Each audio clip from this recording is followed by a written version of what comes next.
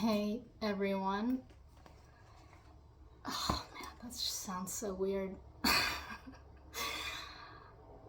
I feel weird today. I'm having some trouble, like, talking. I don't know why. Today's just that kind of mental day, I guess. And then I thought, why am I like forcing myself to make a video? I'm really not forcing myself. I really do want to make a video, but I'm having trouble with the words. But that's life with autism. Sometimes you have days where you can talk a lot. Some days you have days where you can't, especially if you have ADHD. So today's one of those weird, I don't know why I keep looking at this like I'm reading out of it. I'm not. I'm just fidgeting with it. Yeah, so I want to make a video about my self-care plan, and specifically like Autism Self-Care Plan, because those things can look different if you have autism or ADHD or other kinds of neurodivergence. So, God, what is going on? Welcome to today's episode of Am I Crazy? Okay, let's just get on with it. Yeah, so what's in my self-care plan? This is my journal. I love this thing. Somebody gave it to me as a birthday gift in high school, and it's really big, so there's a lot of space to write a lot of shit, so I would like to make another video about things in my journal. I think that would be kind of fun. There's some things I feel like I'd want to share, and then obviously a lot of other things I wouldn't, but there's some interesting stuff in here I could read. Oh, I'm getting off topic. Alright, let's do it. Come on. Autism Self-Care Plan. What's in my self-care plan? At night, I tend to have especially if I have more stressful days, I'll get delayed processing, or a delayed circadian rhythm kind of, and I guess that's kind of more, especially if I'm having hyperfixations during the day. I just want to have big stims at night, so I started doing that at night. Let's just read off of this, because we're not going to get anywhere if I just go off the dome.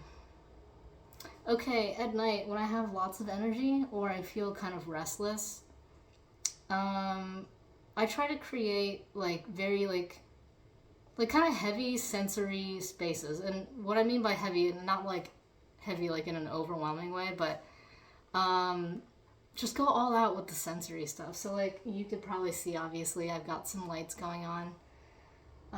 So at night, I'll kind of draw the curtains closed so that I don't have to think about being perceived by anyone that might be outside, even though I don't really have that many neighbors. But so I'll do that and kind of create different spaces. No overhead lighting. Don't do that.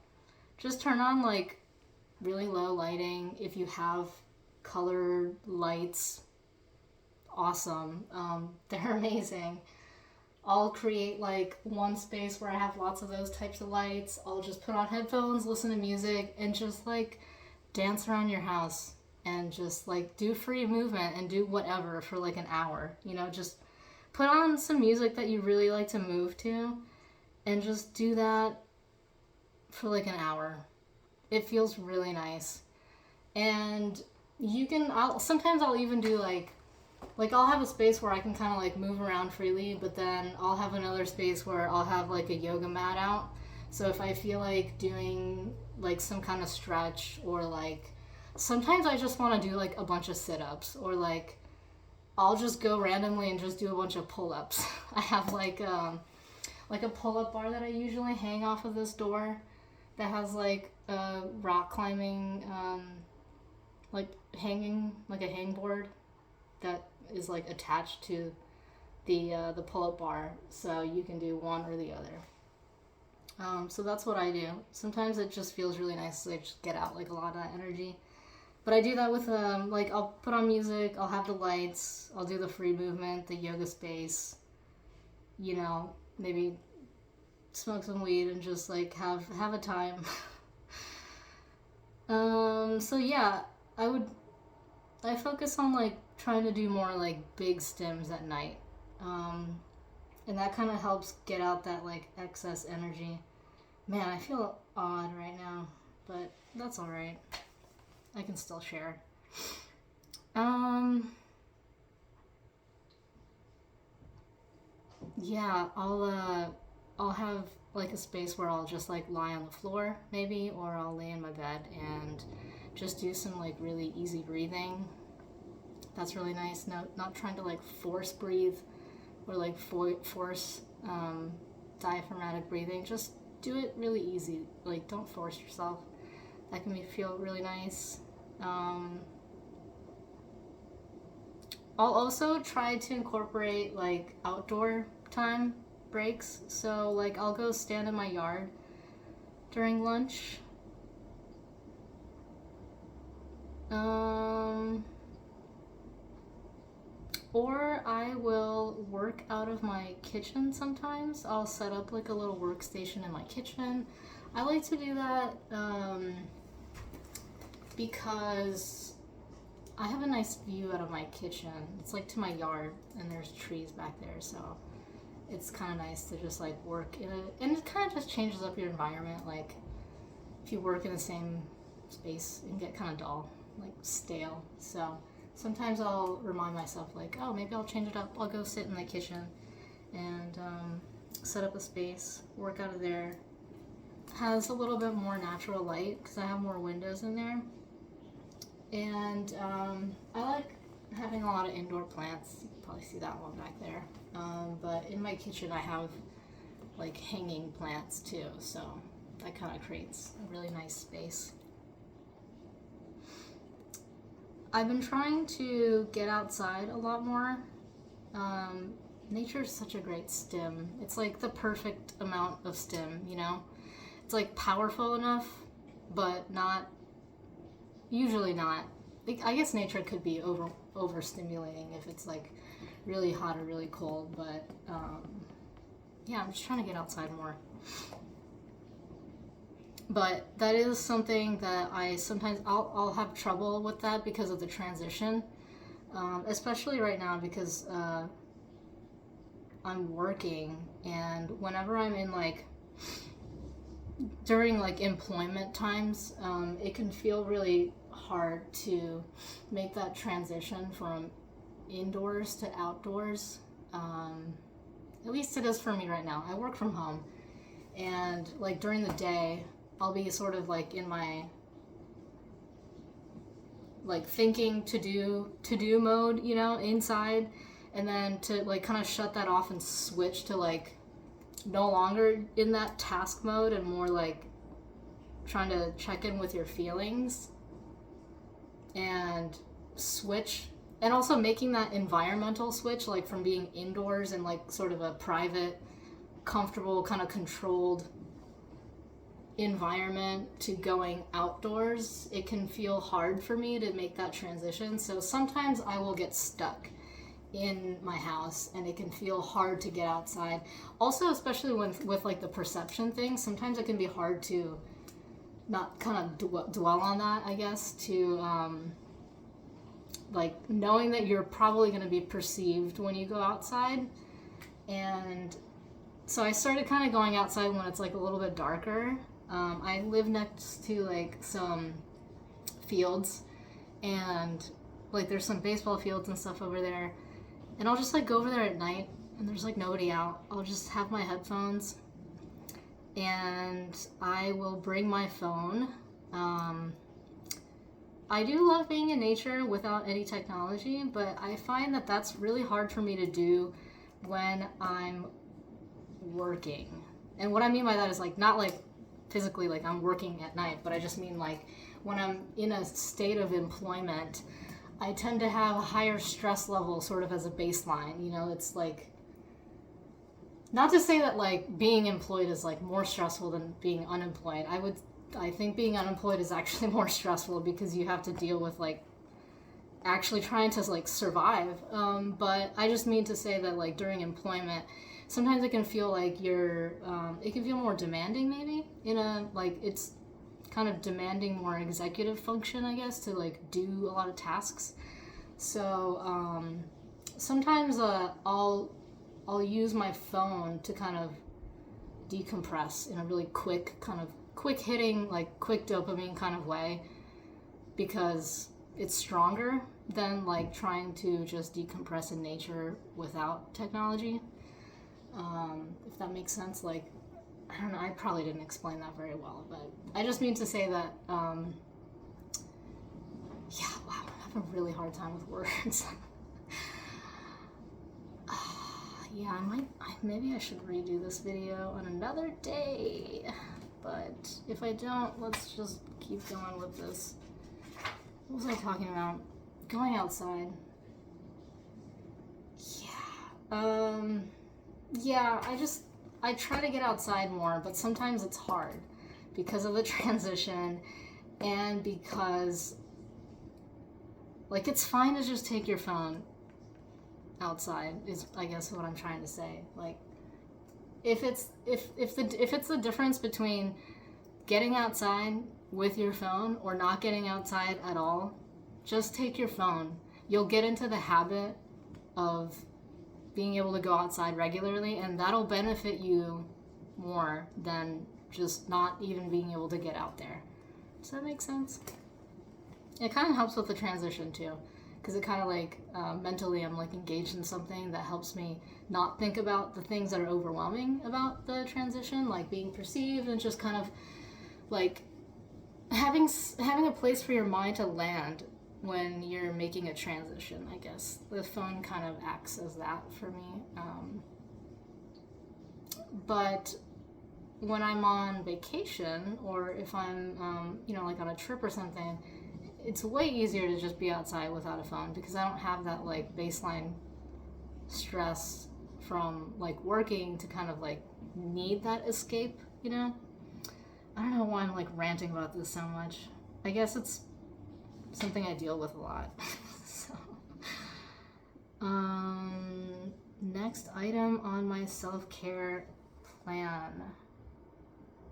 Take longer showers. I think that's been really nice to like add in. The shower is such a like, it's just like your home spa area. It's really nice. So just like take a few extra minutes. Just stay in the shower longer. It's really nice. Or if you have a bath, take a bath. Baths are great. I just got some like bath salts to add. I got this like pine scented bath milk. I'm so excited to use that one. It smells really good. I love pine, like the scent of pine. It's really refreshing. Yeah, water is great. Taking a shower, taking a bath, whatever. I would say the next thing that I would want to do as part of self-care that I added was using essential oils more.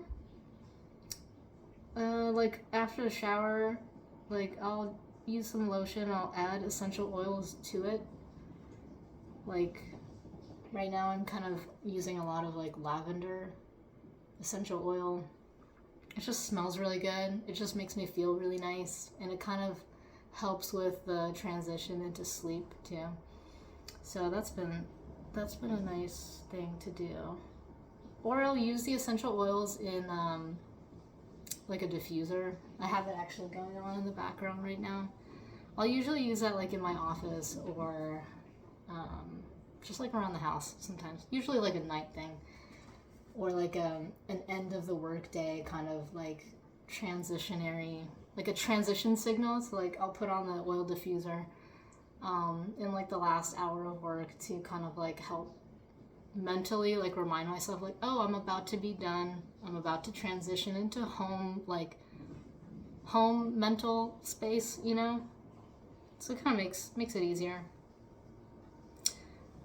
Also, using more colored lights. I think they're amazing. Using more candles, but not like the cheap toxic ones. Like, try to get, if you're gonna use candles, like get at least like the beeswax ones that kind of like burn more cleanly.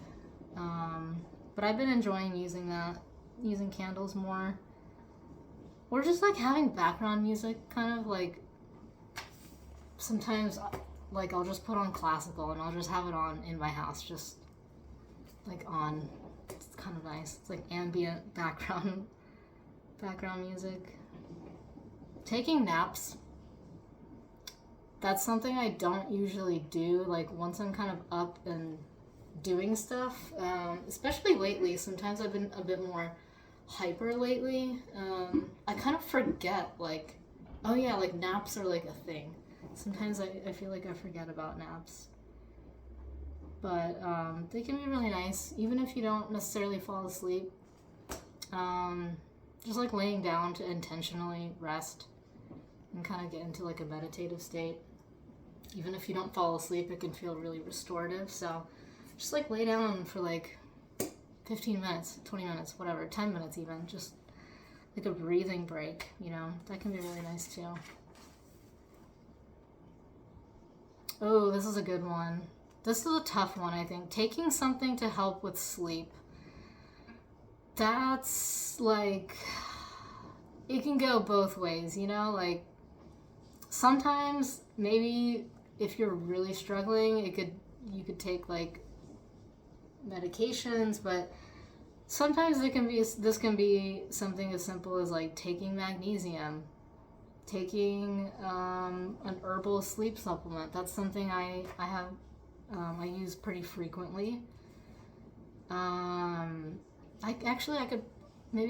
link the specific one that I use, because I've used a lot of different kinds, and there's like only one so far that I've actually liked using, that I can feel like it kind of helping with. So maybe I'll add that to the video description. I usually can't use hypnotics, like hypnotic medications, or even melatonin for more than like a few days.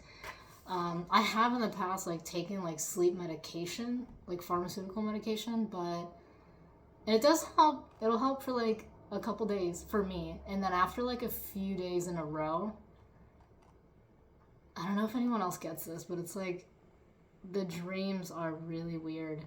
They start getting really weird. I get this odd, like, I feel dehydrated in my body, like in my soul, if that makes sense. Like not like literally dehydrated, but it's just like I feel, my cells feel dehydrated, if that makes sense. I get these weird, like, zombie, like, mummy type dreams if I take hypnotic meds, like, for too long. So, and that kind of also applies to melatonin too. So I kind of reserve those for like really hard, like I really can't sleep.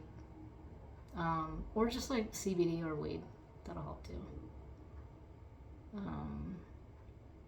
Yeah. In college, I took a neuroscience course, and I loved it. It was so fascinating. And I did my final presentation and paper about sleep paralysis and like a couple different sleep disorders. And I think that's so fascinating, like the effect that certain medications can have on like your sleep, and like, because I've heard this from other people too that have taken like melatonin, or like they have these like really bizarre dreams. I just think that's really fascinating. But if you find that fascinating too, there's a really, really cool documentary called The Nightmare. It used to be on Netflix, but I think it's like not available in all countries or something. But I believe it is on Amazon Prime, if you have that. But it's not a movie. I think there's a movie called The Nightmare, but it's not a drama. It's a documentary directed by Rodney Asher. It's excellent. It's scary as hell, but it is so fascinating. If you love sleep science, it's great. Yeah. Another thing that I have on my self-care plan is to, this might sound kind of odd, but just like to burn things more in the air, like candles. I use a beeswax candle and I've really enjoyed it. I enjoy not just like the aroma, but just kind of the effect it has on the air. I guess because it's like cleaning, kind of detoxifying the air. Or oh, I forgot to bring it over. It's like way over there. But I use these like little sage incense. But it's like I think the brand is called Morning Star, and it's like these Japanese sage incense, and they smell so nostalgic to me. It's like one of probably the smell of my childhood. If I had to pick one smell that was like very nostalgic to me, it would probably be those incense, those sage incense. Maybe like a cherry blossom incense. That might be a more specific like nostalgic smell. Because I kind of grew up with that smell. Because I grew up part of my childhood in Japan. Yeah, it's a really nostalgic smell. But yeah, just like burn things more. And right now is kind of like the perfect weather to like crack your windows open at night. So sometimes I'll do that at night. Just kind of like create more of a slightly cooler temperature. Or if you prefer warmer temperatures, if that helps you with your self-care, maybe not doing that. I don't know, but this is what I like to do. I kind of like to feel a little bit cooler when I sleep and then get like really warm under the blanket. Oh, this is another good one that I started doing is having, especially now that it's starting to get cooler, if I have the windows open at night, in the morning it's like cold. And like getting up is also like a transition that I know that I struggle with. So I try to make that transition as comfortable as possible. So despite wanting to have the windows maybe cracked open at night and it'll be cold in the morning, I like to also, I'll have like my clothes, like comfortable, kind of warm home clothes, like right next to my bed. So like right when I get up, it's like right there. And I don't have to like get up and be cold to go get my clothes. So that's really helpful too. Just like little simple things that can kind of just make transitions easier. Or I've really found that like pretty much all of these self-care things that I do are sensory things. I think that's something that I tend to struggle with if I'm not being really intentional about it, is that I have a tendency to get stuck in this notion that like learning about self-care things or like learning about mental health things is the same as like self-care, but it's really not. It can be, it's good to learn those things, but like I think especially if you're autistic, like self-care actions are more about like feelings and like taking care of your sensory needs like right now, not necessarily like learning something, because that's more like an investment, right? It's like you're learning something that can help you in the long term, but it's like information. It's like an investment for like a future action as opposed to like taking care of how you feel right now. So sometimes I forget that. Like I get too stuck in that like acquiring knowledge as like self-care, but really that's not self-care. Like it's self-care is like right now. It's like what can you do right now to feel better? So I think it's more about doing or finding things that help cultivate a felt sense of safety as opposed to information that might be beneficial to you later.